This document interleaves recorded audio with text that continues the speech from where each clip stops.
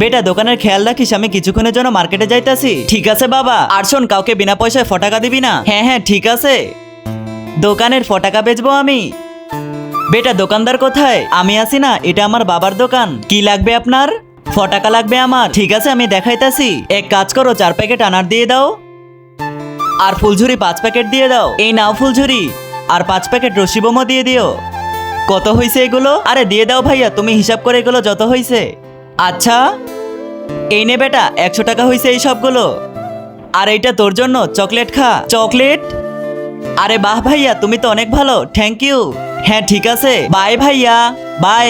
হ্যাঁ বেটা, কেউ আসছিল নাকি ফটাকা নিতে? তার আগে বন্ধুরা, তুমি কোন দেশকে ভালোবাসো? ইন্ডিয়াকে ভালোবাসো নাকি বাংলাদেশকে ভালোবাসো? যদি তুমি ইন্ডিয়াকে ভালোবেসে থাকো তাহলে লাইক করে চ্যানেলটিকে সাবস্ক্রাইব করে দাও। আর যদি তুমি বাংলাদেশকে ভালোবেসে থাকো তাহলে লাইক করে চ্যানেলটিকে সাবস্ক্রাইব করে কমেন্ট বক্সে বাংলাদেশের পতাকা দিয়ে যাও। আর না করলে আমি ভেবে নিব তুমি কোনো দেশকেই ভালোবাসো না। আরে বাবা, তোমার মেয়ে কমপক্ষে 1 কার্টন ফাটাকা বেচে দিয়েছে। আচ্ছা কত টাকায় বেচছো তুই? 100 টাকায়। 100 টাকায় 1 কার্টন? হ্যাঁ, আর দেখো না ভাইয়া আমাকে একটা চকলেটও দিয়ে গেছে। পাগল নাকি তুই?